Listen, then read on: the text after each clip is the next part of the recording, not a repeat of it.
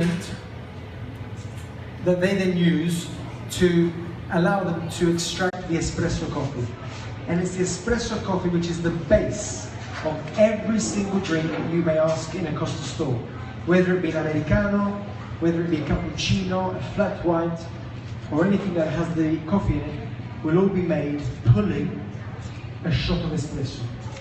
So how do we pull a shot of espresso?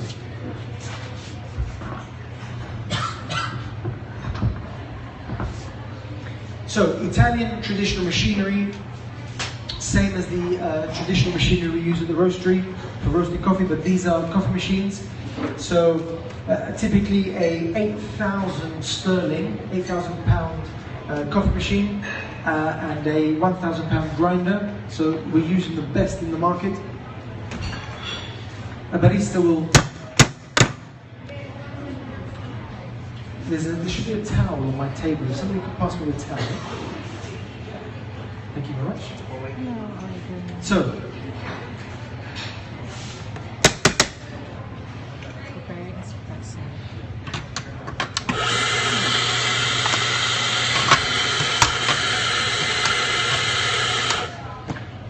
so I'm going to run through all this again in a minute. I just want to show you quickly exactly how we pull a shot in Costa.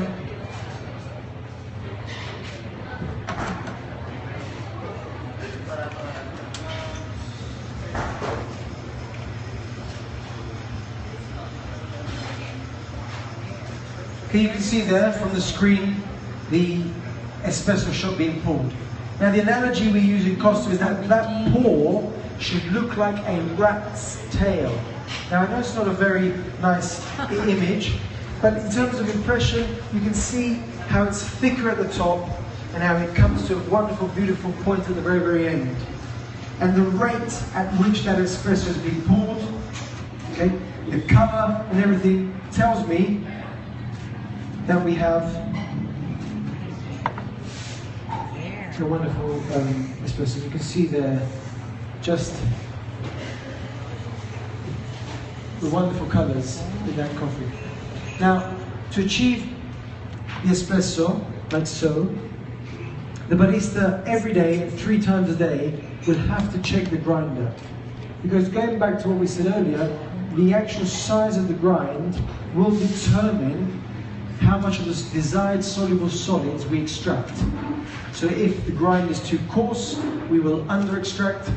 So if the grind is too coarse, we will over-extract and draw some of the undesirable flavors. And if the grind is too fine, we will over-extract. Okay, so getting that balance is very important. Now you would argue, well, why isn't there a meter on the machine that actually states exactly where the grind should be? Well, unfortunately, the grind will change throughout the day during the atmospheric condition. Too much moisture in the air, less moisture in the air. The actual barista themselves, as they change shifts, how much pressure they apply. So because of all these factors, that grind size has to be controlled continuously throughout the day. So let me take you through that very, very slowly again. So the barista, you must always leave the portafilter in the machine at all times to make sure that the equipment is at the right temperature. The portafilter is then taken out, and the cake, the waste that's inside, has to be removed. Okay? It's very important then that the filter basket where the fresh coffee is going in is then clean, like so. Okay? And then we put back in the freshly ground coffee. So I'm tapping it just to disperse the coffee evenly, okay? And then I'm pressing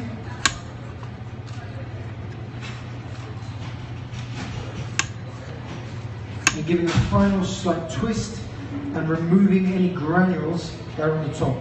And then ensuring that the spout is clean. And you can see that wonderful, firm, but very flat, and also in relation to the filter basket, also in line. Because if that coffee is at an angle, I will incorrectly extract the coffee as it pours through, because the coffee will go where there's least resistance. I insert the coffee back in, and I immediately press the machine to start the brewing process.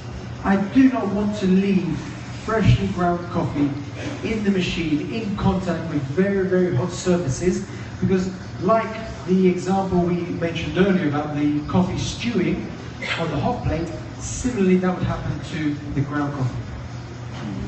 Okay? So this is the process that every barista does at the beginning of every single drink in Costa.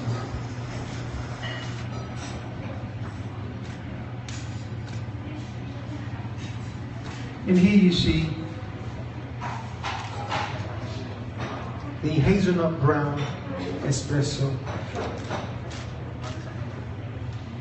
So there are 4 things in measuring a successful espresso. The first thing is la crema, the cream.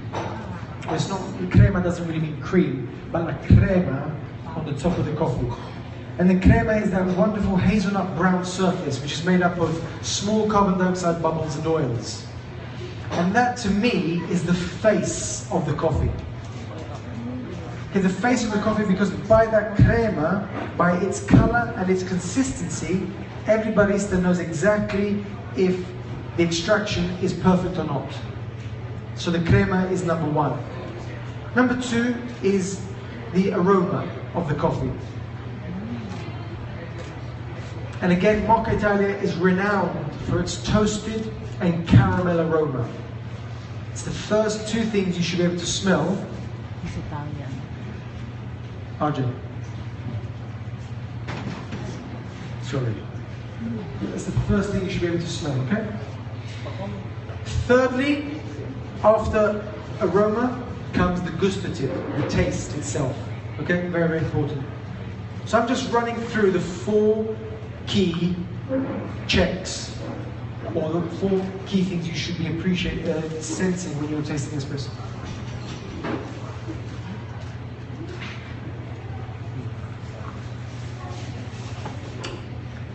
Wonderful.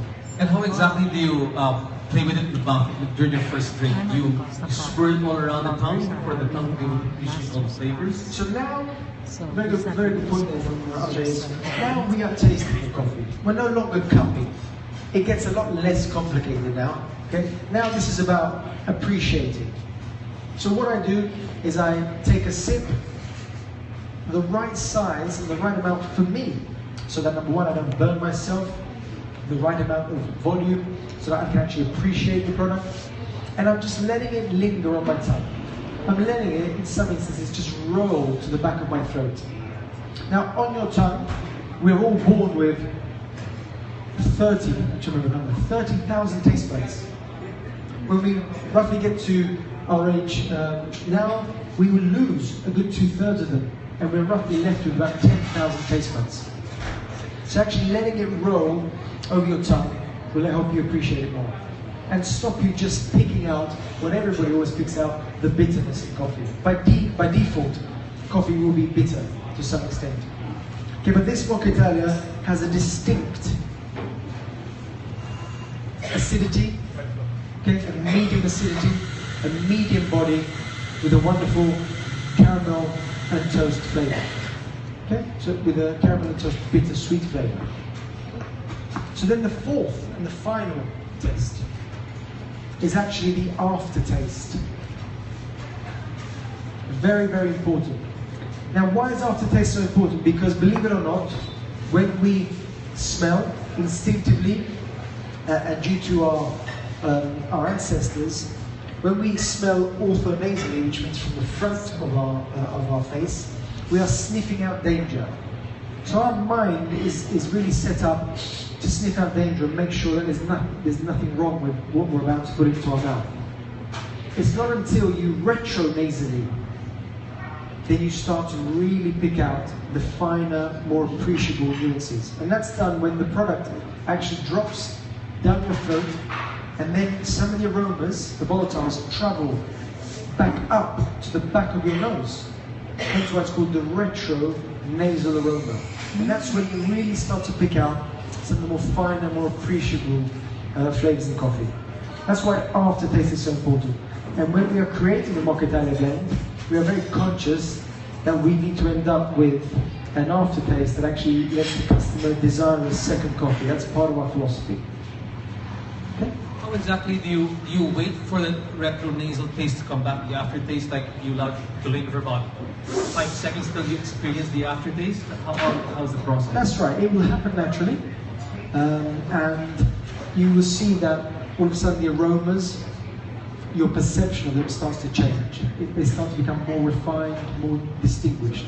I noticed, like when you're in Italy, then you go to an espresso shop. I mean, the way that they drink it is very quickly. Like they take a